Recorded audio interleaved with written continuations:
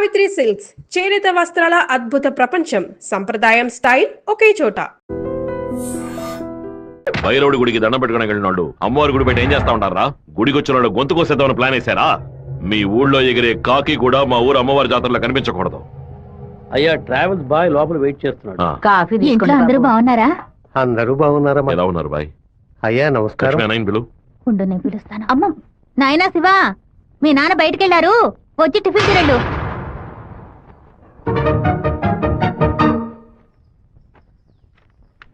భలే ఇరికించావు కదమ్మా. భర్త దగ్గర మంచి భార్య అని పేరు కొట్టేయడానికి. ఎన్ని రోజులని ఇలా దాక్కొని తిరుగుతావు? ఇదిగో శివ, 3 ఫోటోలు ఇచ్చి ఓ సంతకం పెట్టు. నా పేరు మీద ప్రాపర్టీ కొనబోతున్నారా? బాబు నీకు పాస్పోర్ట్ తీయబోతున్నావు. విదేశాల్లో పని చేయడానికి వెళ్ళబోతున్నారు. పిల్లాన్ని విదేశాలకు పంపిస్తావా? అన్నయ్య నిన్ను బాగా ఇరికించాలని చూస్తున్నారు, ఇరుక్కోకు. గంగా, తూర్పున మలేషియా, సింగపూర్ అని వెళ్ళినా సరే, లేదా పడమట దుబాయ్, మస్కట్ అని వెళ్ళమని చెప్పు. ఇక వీడి ఈ ఊళ్ళో ఉండడానికి వీల్లేదు. పొరుగు దేశానికి పోయి కష్టపడి సంపాదిస్తేనే బుద్ధి వస్తుంది. ఈ కుక్క నన్ను చూసి ఎందుకు మరుగుతుంది? ఇవాళ విదేశాలు పంపడం ఏర్పాటు చేస్తున్నారు కదా, అది చిట్టికి ఉన్నట్టు ఎందుకు వాడిని విదేశాలకు పంపిస్తున్నారు? ఎవడో ఒకడు పంచలాగడని ఆడు ఊరికి పోయి ఆడు ప్యాంట్ ఇప్పుతారా? అందులో వెళ్ళి ఊరంతా గలాబ చేసి వచ్చారు. ఆ రోజు రైలు పట్టాల కింద బాంబు పెట్టిన వాళ్ళని మీ వాళ్ళెవరూ పట్టుకోలేదు కదా. నా బిడ్డే కదా పట్టుకున్నాడు. అదే ఇటు చేసిన చాలా పెద్ద తప్పు. ఉత్తరం వైపు వెళతా ఉండాలని తెలిసి కూడా నేను ఎందుకు పడవడి వైపు మనుషులు పంపించానో తెలుసా? ఉత్తరం వైపు వెళ్లేవాళ్ళు తూర్పు వైపు తిరుగుతారా లేదా దక్షిణ వైపు తిరుగుతారా అని చూసి వాళ్ళెవరు పంపించారో పట్టుకోవడం కోసం. కానీ నువ్వు తొందరపడి వాళ్ళని పట్టుకొచ్చేసావు. ఇప్పుడు వాళ్ళని పంపించింది ఎవరో తెలియకుండా పోయింది. అందుకే నిదానంగా ఉంటారా. వేగం మాత్రం ఉంటే చాలదు, అనుభవంతో నడుచుకోవాలా. నేను ఊరికి వెళ్తాను నాన్న, కానీ ఫారినే వద్దు నాన్న. తిరుపతిలో మాధవరావు మావయ్య రియల్ ఎస్టేట్ ఆఫీస్ లో చేరి పని నేర్చుకుంటాను నాన్న. తిరుపతి అంటే నువ్వు తలుచుకున్నప్పుడల్లా వచ్చేస్తావు. లేదు నాన్న, మీరు పిలిస్తే తప్ప నేను మన ఊళ్ళో అడుగు పెట్టను. మరి పాస్పోర్టు తీసట్టే పెట్టండి, ఎప్పటికైనా పనికొస్తుంది. ఏంట్రా మావా? నాన్న చెప్పింది కరెక్టేరా. ఆయన వాళ్ళని తెలివిగా పట్టుకుందాం అనుకున్నారు, కానీ నేనే అనవసరంగా చెడగొట్టాను. నాన్న చెప్పినట్టు వెళ్ళి కొద్ది రోజులు కష్టపడి చూద్దాం. అక్కడెవరితోనూ గొడవలు పెట్టుకోకరా. సరే అమ్మా, నువ్వు అన్నం తింటూ ఉండు. లక్ష్మి అమ్మ జాగ్రత్తగా చూసుకో. వస్తానమ్మా. సరే బాబు. బాబు రండి, కారెక్కండి. నేను బైక్ లో వెళ్తాను. మన వాళ్ళందరూ నీకోసం అన్ని బళ్ళలోనూ డీజిల్ ఫిల్ చేసుకుని లైన్ లో వెయిట్ చేస్తున్నారు. నేనేమో తిరుపతి ఊరేగింపుకి వెళ్తాను. 4-5 కాలంలో హడావుడిగా వెళ్ళి నా గొప్పతనం ఏంటి, పవర్ ఏంటి, అంతస్తు ఏంటి, నేను కొడుకుని పెద్ద రేంజ్ అని చెప్పడానికి నేను బైక్ లోనే వెళ్తానన్నా. అంటే తిరుపతి వరకు బైక్ మీద వెళ్తావా? బైక్ బస్సు పైన ఉంటుంది, నేను బస్సు లోపల. ఎవర్రా నిన్ను ఊరు వదిలిపెట్టి వెళ్ళమంది? మీ నాన్న న్యాయం అడిగి వస్తాను. వద్దురా, లాగుతురా. వద్దు, నా మాట వినరా. కొట్టకుండా ముద్దెట్టుకోమంటావు మావా. ఏదో బిల్డప్ లేవద్దు. ఎలా సత్య, మెయిన్ రోడ్డు నోరు మూసుకు వెళ్తుంది, నువ్వు చిన్న సందుగాడి నువ్వేంట్రా ఎగురుతున్నావు? ఓ, ఈ ఏరియాలో సిగ్నల్స్ మొత్తం కట్టా. నీ కొడుకుని ఊరుకు తోలేసానని కోపమా? మనకున్నది ఒకే ఒక మగబిడ్డ, వాడు మనకి దూరంగా ఉండాల్సిన కర్మ ఏమిటండి? చూడగంగా, నేను రోజు పంచాయతీలు చేసేవాడిని. అందులో 4 కొట్టాల్సి వస్తుంది. ఒకళ్ళిద్దరు సర్దుకుపోయినా ఇద్దరికైనా సరే కోపం ఉంటుంది కదా. నా మీద పగ తీర్చుకోవడం కోసం నా కొడుకునేమి చేయకూడదు కదా. అయ్యో, ఆడు క్షేమంగా ఉండాలనే ఊరికి పంపించాను. వాడికి ఏదైనా జరిగితే మన ఇద్దరు తట్టుకోగలవా చెప్పు గంగా.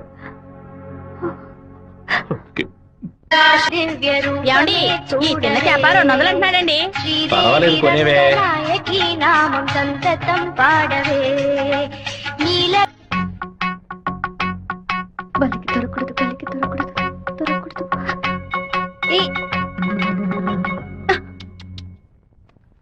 Thank God.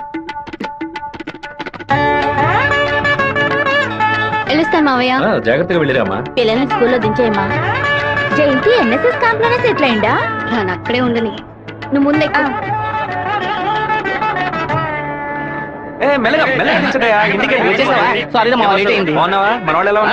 అందరూ నీకోసం వెయిట్ చేస్తున్నారు. సరే వెళ్ళి బైక్ జాగ్రత్తగా దింపించరా, వచ్చేస్తాను. అలాగే.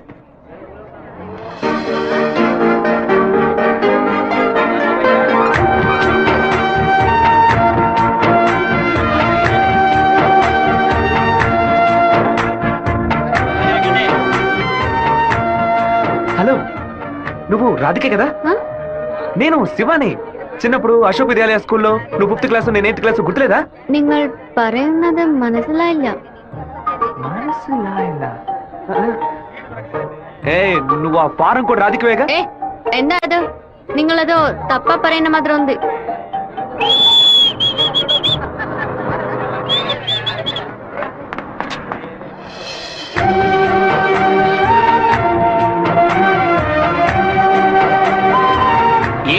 చెప్ప పెట్టుకుని అలా బస్ ఎక్కేసావేంటి? ఏం లేదురా, ఒక అమ్మాయిని చూశాను, నాతో చదువుకున్న రాధిక లేదు, తల్లాగా అనిపించింది, వెళ్ళి అడిగితే కాదంది. సరే సరే రా వెళ్దాం, మాధవరావు అన్న ఎదురు చూస్తున్నాడు. మాధవరావు నీకు బాబాయ్ కదా? రే అవన్నీ తర్వాత మాట్లాడుకుందాం, ముందు బండి ఎక్కరా. ఈ ఆఫీస్ ఇంకా అలాగే ఉందంటే.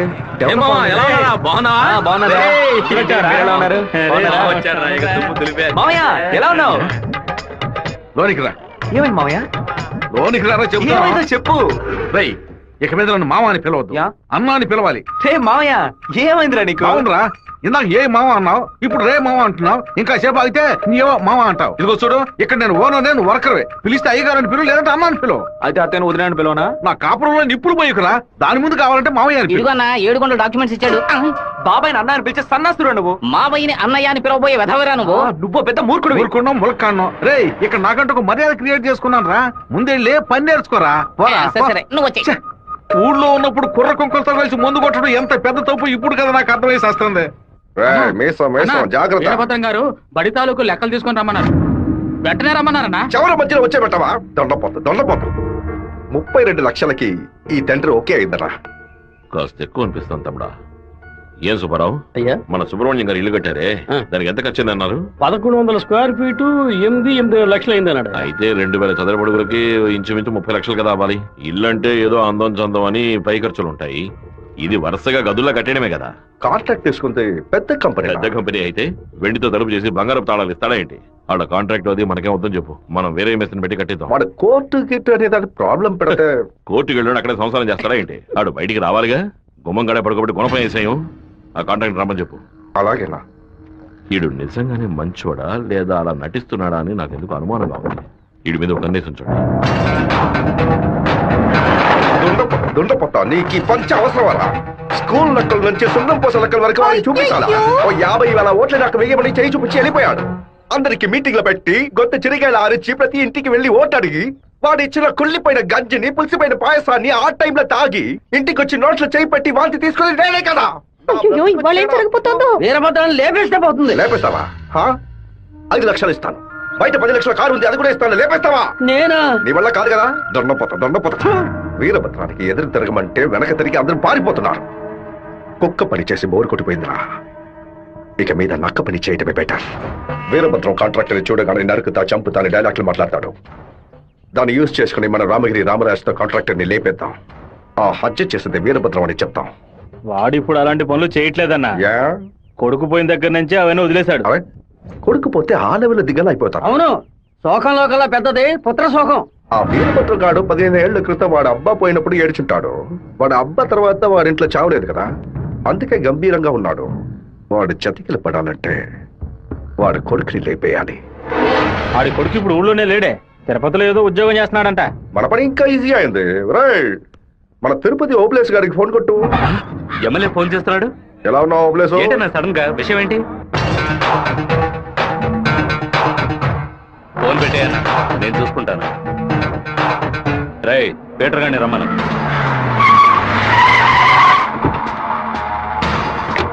అబ్బాయి పేరు శివ, ఆర్కే రియల్ ఎస్టేట్ లో పనిచేస్తున్నాడు. నీకు వాడికి పర్సనల్ ప్రాబ్లం, అందుకే నువ్వు వాడిని లేపేసినట్టు రికార్డులో ఉండాలి. ఇది ప్లాండ్ మర్డర్ అని ఎవ్వరికీ తెలియకూడదు. టైం లిమిట్ లేదు. ఓర్పుగా జాగ్రత్తగా.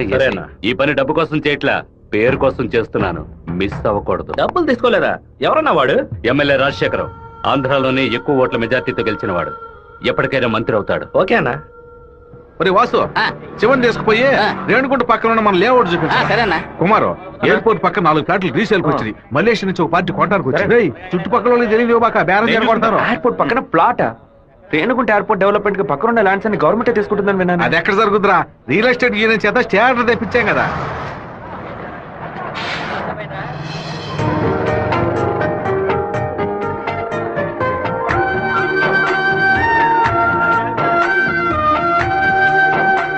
మావా, ఆ రోజు బస్సులో చూసాను చెప్పాను, రాధిక ఈ కాలేజ్ లోనే చదువుకుంటున్నట్టుంది. ఆ పిల్ల నువ్వెవరో తెలియదని చెప్పింది కదా.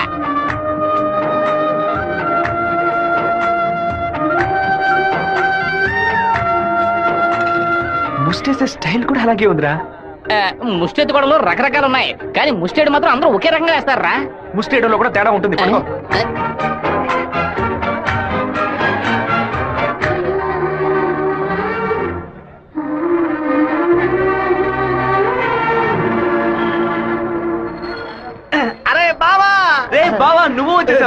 పాటికి నువ్వు ఊరోజు వచ్చేసావు. నిన్ను చూడకుండా ముద్ద దిగట్లేదు, నిద్ర పట్టలేదు. అందుకే కొద్ది రోజులు నీతో పాటే ఉండి స్వర్ణముఖి నదిలో స్నానం చేసి ఇక్కడేదో బెల్లు కంపెనీ ఉందట కదా, అవునా? సైకిల్ కి 10 బెల్లులు కొన్నామని వచ్చాను అంతే. నా మీద నీకు అంత ప్రేమట్రా? ఉండదా మరి? అన్నయ్య, సైకిల్ సత్తిగాడు అక్కడికి వచ్చాడా? అవును. నిన్ను చూడకుండా ఉండలేనని ప్రేమను ఒలగబోసుంటాడే. అవును. వాడు అక్కడికి వచ్చింది ఒక స్పైగా అన్నయ్య. ఏంటి? అక్కడ నువ్వు ఏం వెలగ పెడుతున్నావో తెలుసుకోవడానికి నాన్న వాడిని అక్కడికి పంపారు. సరే సరే, నువ్వు ఫోన్ పెట్టే, నేను చూసుకుంటా. ఇదేనా మన మాధవరావు బావ రెట్టల్ ఎస్టేటా? ఏం ఎస్టేట్? రెట్టల్ ఎస్టేట్. రియల్. రెట్టల్ ఎస్టేట్. రియల్. రెట్టల్. బావా, దొంగనైనా నేను క్షమించొచ్చు, ఇంటి దొంగని క్షమించొచ్చా? ద్రోహిని క్షమించొచ్చు బావా, కానీ నమ్మక ద్రోహిని క్షమించకూడదు. రేయ్, మా నాన్న మాట విని ఇక్కడికి వచ్చావు ఓకే, కానీ ఇక్కడికి రాగానే ఇది విషయం మావా నాకు చెప్పి సరెండర్ అవ్వాలా వద్దా? బెల్లు కంపెనీ పని ఏం తయారు చేస్తారో కూడా తెలియదు.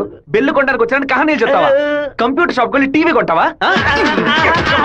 నీ సెల్ నుంచి ఊరికి బెల్లు కొట్టావో? ఎవరది? ఏం బావా, బాగున్నావా? నువ్వు వచ్చి వచ్చావా? ఇక్కడికి వచ్చే పనికి మాలిన పశువులన్నింటినీ నేనే మేపాల్సి వస్తాను.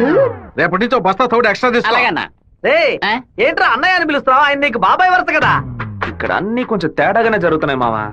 బాబాయిని మామయ్య అని పిలవాలి, మామయ్యని అన్న అని పిలవాలి, అత్తయ్యని వదిన అని పిలవాలి. అక్కడ మాట కూడా మాట్లాడుతున్నా, మీనింగ్లే మారిపోతాయి.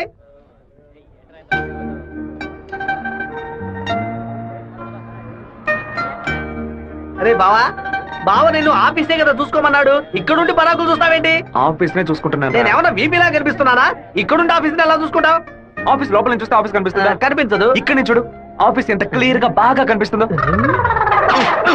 నీకు అవసరమా? నీకు అవసరమా? అవసరమట్రా నీకు ఇవన్నీ? విమలా ఎవడే? తనకి మెసేజ్ చేస్తున్నాను.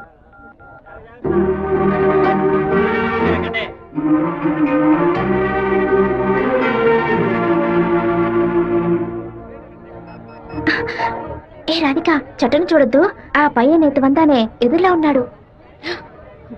నువ్వెందుకు రాధిక కాదని కళ్ళని చెప్పావు? చిన్నప్పుడు లెక్కల మాస్టర్ ని బెత్తంతో కొట్టాడు రౌడీ విధవ. నేనే రాధికనని చెప్తే వెనకాల తిరిగి టార్చర్ పెడతాడు. హాయ్ రాధిక. എന്താ അത്? అప్పుడే నేను പറഞ്ഞല്ലേ నువ్వు రాధికవే. ఈ రోడ్డులను తిరిచి പറഞ്ഞാൽ ఎవరైనా చూస్తే ఎందనే నెనకు. తిరుపతిలో నుంచి తిరిచి అనను, తిరుపతి అనే అంటాను. తమాషాలు ఒందు పరయద్దు. పెద్ద కార్యం. మీ ఊరు గోదావరి జిల్లా పట్టిసీమే కదా? పట్టింది పరిందదు. పట్టి అంటే నాయన అర్థం. కుక్కో నక్కో నాకు తెలియదు, నువ్వు రాధికని మాత్రం నాకు బాగా తెలుసు. హలో, ఎన్ పేరు గోపిక, స్థలం పాలకాడాను. ఏంటి నువ్వు ఆటోగ్రాఫ్ హీరోయిన్ పేరు చెప్తున్నావు? నేను కూడా ఎవరైనా భయపెట్టాలంటే మా ముట్టి మోహన్ లాల్, సురేష్ గోపి పేర్లు చెప్తాను. నువ్వేంటంటే గోపిక మేనన్, దీపిక పడుకొని మాలీవుడ్ నుంచి బాలీవుడ్కి వెళ్ళిపోతున్నావు.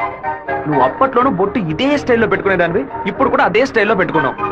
బొట్టులో 2 షేపులు ఉన్నాయి, ఒకటి నిలువు, ఇంకోటి గుండ్రు. ఆ రెండే పెట్టుకోగలం. తిరుమలలో నుంచి గుండు కొట్టుకున్నవాడు నా మొగుడు అన్నట్టు ఉంది నువ్వు చెప్పింది. ఇప్పుడు మన తెలుగు భలే మాట్లాడుతున్నావే. అదేదో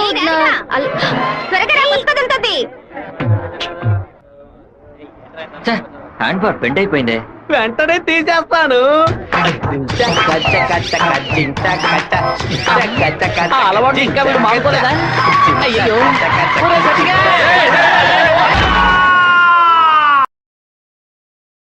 కరెంటు స్తంభాలు చూడగానే కుక్క కాలు ఎత్తినట్టు నీకేంట్రా ఈ చండాల అలవాటు?